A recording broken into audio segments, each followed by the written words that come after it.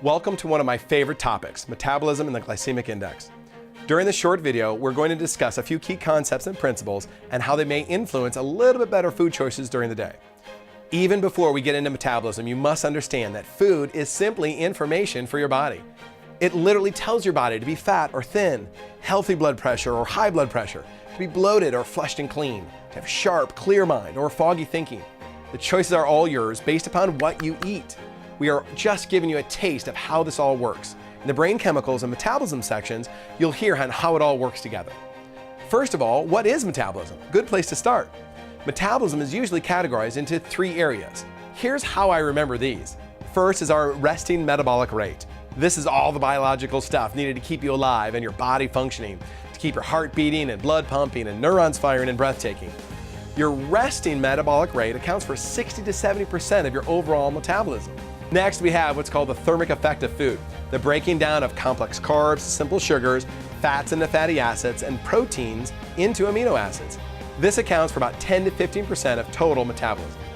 The third is your activity, your physical movement of the body. This metabolic rate is the remainder, about 15 to 30% of the total metabolism.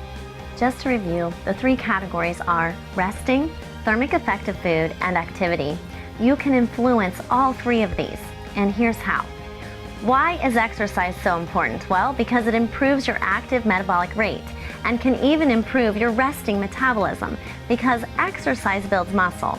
Muscle is metabolically active tissue, meaning it demands more calories to exist and therefore raises your resting metabolic rate. So think about it. While at rest, someone with more muscle burns more calories than someone with less. As you age, you lose muscle and thusly burn fewer calories. Now, let's talk about how we can influence our thermic effect of food metabolic rate. First, you need to know what exactly is the glycemic index.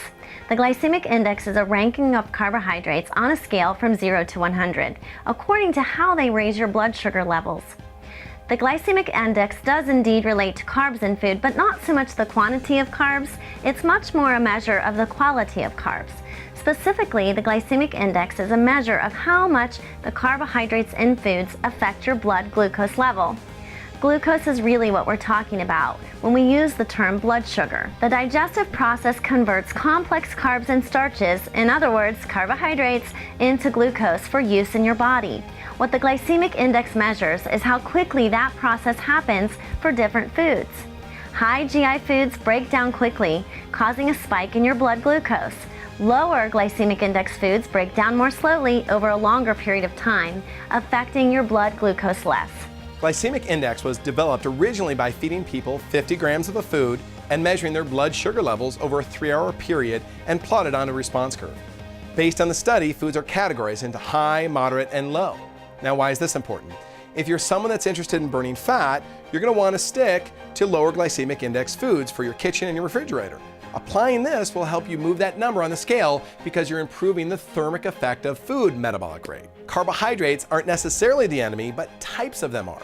An example of high glycemic foods are things like breads and potatoes and candy and pastas, and low glycemic index foods with things like nuts and some fruits and sweet potatoes and most vegetables. What you also need to pay attention to, of course, is the serving size. The glycemic index accounts for 50 grams of a food in its rating. But let me translate that for you. A typical restaurant serves pasta in a serving size of about 200 grams. This is accounted for in another measure called glycemic load, which we'll visit later in our program. Bottom line, we want you to know how to live a low glycemic index lifestyle.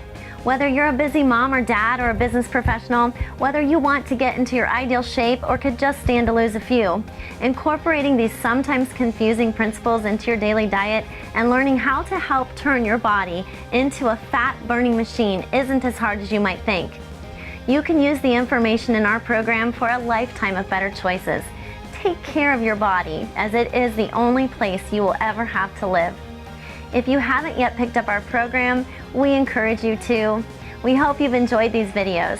Rest assured, what you're going through, we were once there too. You are not alone, and we invite you to join us as we will be sharing insights and tips that will help your journey truly be a success.